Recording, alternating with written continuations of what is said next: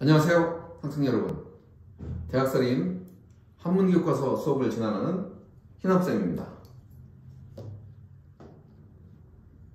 자, 오늘의 학습 단어는 제5과 부수로 찾기 1차식입니다.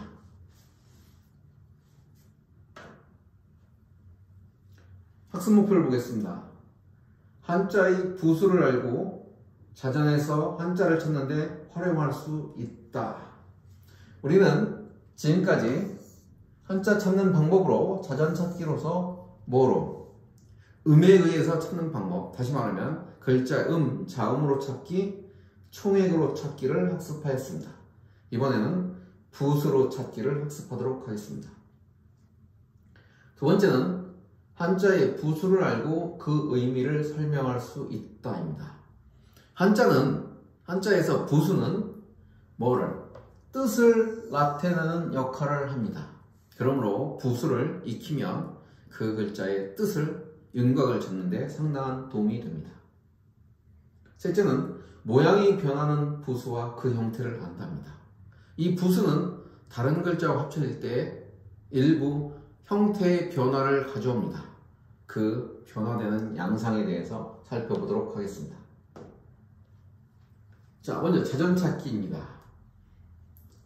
한자의 배열 기준은, 자전에서 한자의 배열 기준은 기본적으로 부수를 중심으로 이루어져 있습니다. 자, 부수. 그럼 부수는 뭐냐? 뒤에서 자세히 학습하겠지만 부수는 그 글자의 뜻과 관계에 있는 부분입니다. 뜻을 나타내는 부분이 된다 이런 얘기입니다. 우리가 지금까지 한자 자전찾기에 연습했던 사랑할 애자를 중심으로 보겠습니다. 이 사랑할 애의 부수는 사랑하다 라고 하는 뜻과 관계에 있는 것인데, 요 글자에서 뜻과 관계되어 있는 것은 요 사이에 있는 마음심입니다. 밑에 글자를 확인하면 되겠습니다. 자, 그래서 이 글자의 부수가 마음심이다 라고 찾았으면 자전에서 마음심이라고 하는 부수 있는 곳을 찾아가면 부수가 마음심인 글자들이 쭉 나열되어 있습니다. 이렇게.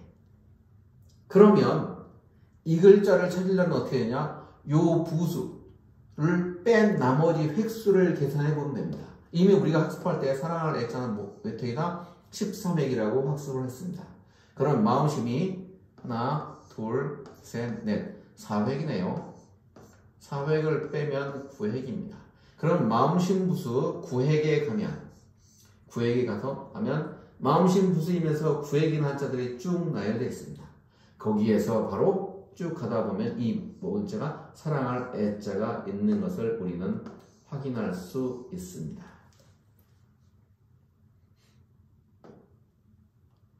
자, 다음 보겠습니다. 자, 부수에 대한 정의를 해보도록 하겠습니다. 부수는 한자에서 뭐다? 뜻을 나타내는 부분이다.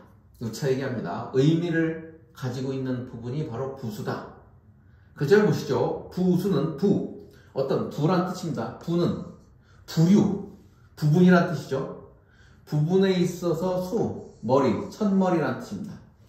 어떤 글자들을 부분 모아놨는데 그 중에 첫머리에 있습니다. 그 첫머리에는 그것이 들어가는 글자들을 쭉 모아놓은 것이라는 의미입니다. 자전에서는 이 부수를 기준으로 한자를 배열하고 있습니다. 부수를 기준으로 한자를 배열합니다. 그럼 어떻게 배열하냐? 자, 그 부수가 들어있는 한자를 쭉 그 부분을 모아놓고 맨 첫머리에 부수를 놓고 그 다음에 부수를 뺀 나머지 획수들이 적은 것부터 갑니다.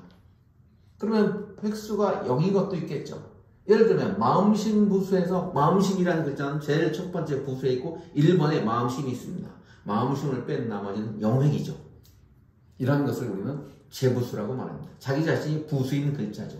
그 다음에 마음심을 뺀 나머지 1획인 글자, 2획인 글자, 이렇게 순서대로 쭉 10몇 획인 글자가 20획인 글자 쭉 가겠죠. 이렇게 순서대로 나열되어 있습니다. 자, 그럼 부수를 한번 살펴보도록 하겠습니다. 자, 왼쪽에 있는 글자 무슨 글자냐면, 자, 요놈 열매과자입니다. 열매과. 열매란 뜻입니다. 요건 나무 숫자예요. 자, 열매나 나무에는 기본적으로 그 의미상 속성, 뜻을 파악해보면 전부 나무와 관계 있겠죠. 나무는 당연히 나무일 테고 열매는 나무에서 열리지 않습니까? 그래서 요 해당되는 부분, 여기에 해당되는 부분, 바로 이 나무목이 붓으로 사용된 것입니다. 자, 오른쪽을 보겠습니다. 오른쪽을 보면 요거는 매자인데 팔다란 뜻입니다. 팔매입니다. 요건 역시 매인데 사다란 뜻입니다. 살매. 합쳐서 우리 매매죠. 물건을 매매한다. 이렇게 말하는데 팔고 살 때 필요한 것은 바로 돈이죠. 우리가 물건을 사고 팔 때 필요한 건 돈입니다. 바로 이 부분이죠. 이 부분. 이 부분이 조개패입니다. 조개패. 이 조개패는 옛날에 화폐의 단위로 사용됐다니까. 그래서 팔고 산다라는 의미를 부여하고 나머지 부분이 음을 나타내서 매매라는 뜻이 됩니다. 자, 이러한 부수들은 그 형태가 변화를 가져오게 됩니다.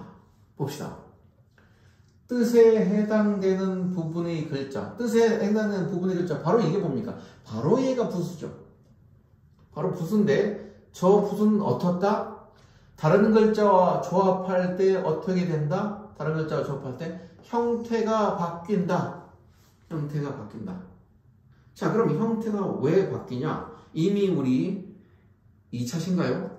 회의 글자 학습할 때 한번 설명했던 것 같습니다. 예를 하나 들어보도록 하겠습니다. 자, 사람 인자와 나무 목자가 합쳐지면 사람이 나무 옆에 있어서 뭐 한다? 쉴다 라는 뜻에서 쉴 유자가 된다고 했습니다. 근데 이 쉴 유자가 되는데 쉬다라는 뜻을 나타낼 때 이렇게 합쳤나요? 이렇게 합치지 않았죠? 어떻게 합쳤습니까? 저렇게 합치지 않고 이렇게 합쳤죠. 이렇게. 자, 글자가 이렇게 됐습니다. 그러면 이렇게 됐다는 것은 왜 이렇게 쓰지 않고 이렇게 썼느냐? 그 이유는 두 가지 정도 생각해 볼 수 있습니다. 첫 번째는 한자는 기본적으로 정사각형을 지향합니다. 근데 이렇게 단순한 글자지만 복잡한 글자일수록 길어지겠죠. 그런 것을 방지하기 위함이고 더 중요한 것은 이렇게 쓰면 자칫 사이 간격을 좀만 두게 되면 쉴유라고 읽지 않고 인목이라고 읽을 수 있습니다. 이렇게 두 글자를 읽는 것을 방지하기 위해서 합쳐질 때는 한쪽의 형태를 약간 바꾸는 경우가 되겠습니다. 그래서 이렇게 바뀌는 부분을 우리는 뭐라고 한다? 이 바뀐 부분 어느 부분의 형태가 바뀐다? 부수 부분이 바뀐다. 그래서 부수가 바뀌어서 우리는 변형부수다. 이렇게 말을 합니다. 자, 그러면 그 대표적인 변형부수들을 한번 보도록 하겠습니다. 지저분하니까 좀 지우겠습니다. 자, 손숫자입니다. 손숫자는 이렇게 형태가 바뀝니다. 그 다음에 고을읍자는 이런 식으로 바뀝니다. 다만 고을읍자는 이런 식으로 바뀌면 이건 항상 어디에 오냐? 우측에 옵니다. 우측에 오른쪽에 쓰여지게 됩니다. 왼쪽에 쓰여지면 언덕부로 사용되기 때문에 그렇습니다. 뒤에 언덕부에서 다시 설명하겠습니다.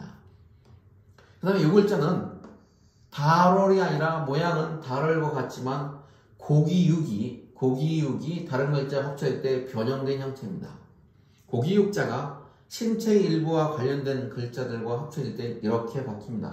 아마도 이놈을 날씬하게 이렇게 쓰다 보니까 이것을 형태를 이런 식으로 가져온 것에 된 것 같습니다. 그 다음에는 먹을 식자입니다. 먹을 식자는 약간의 형태의 변화만 주어졌죠. 이놈은 오곡자인데 오곡자는 다른 글자 합쳐질 때 점을 띄어내고 갑니다. 그럼 이건 왕이냐? 이게 아니라 옥입니다. 참고로 원래 옥자가 이러했었습니다. 그러면 왕자는 어떻게 썼냐? 왕자는 이렇게 썼습니다. 이렇게. 뭐가 다르죠? 네. 요 옥자는 요 간격이 일정한 데면서 요 왕자는 위에 선이 위에가 있었죠. 왕은 위에 있어서 이렇게 썼습니다. 그런데 이러한 간격으로 글자를 구분하기 어려워서 고대에 와서 옥자에다는 이렇게 점을 찍게 되었던 것입니다. 그런데 다른 글자 합쳐질 때는 본래의 글자대로 점을 빼고 가는 것이죠. 그래서 자전에 예전에 썼던 옥자를 썼는데 그걸 보고 우리는 왕표이다 이렇게 농담삼아 잘못 읽는 것이죠. 자, 그러면 손수자와 합쳐진 글자는 이렇게 던질 투자가 있습니다. 그래서 부수는 뜻을 나타낸다고 얘기했죠. 손수자가 들어가게 되면 던지다, 잡다, 주다, 받다 이런 의미를 내포하게 됩니다. 그 글자가. 그 다음에 고르자가 들어간 글자 왼쪽이 임금군이지 않습니까? 이 음은 군인데 뭐다? 뜻은 고르자가 되니까 고을이다. 요 다리각자네요. 다리각자는 오른쪽에 있는 게 음이 각입니다. 왼쪽에 있는 것은 신체일부니까 고기육이겠구나 라고 생각하면 되겠습니다. 요거는 마시는 자입니다. 먹을 식자가 들어가면 먹다, 마시다, 배부르다, 배고프다라는 의미가 됩니다.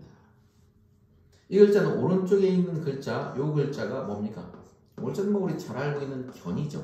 이 글자는 견으로도 읽히고 뭐로도? 현으로도 읽힙니다. 견이라고 발음되기도 하고 현이라고 발음되기도 합니다. 여기서는 현으로 발음된 것이죠. 그래서 나타나다라는 뜻이 되겠습니다.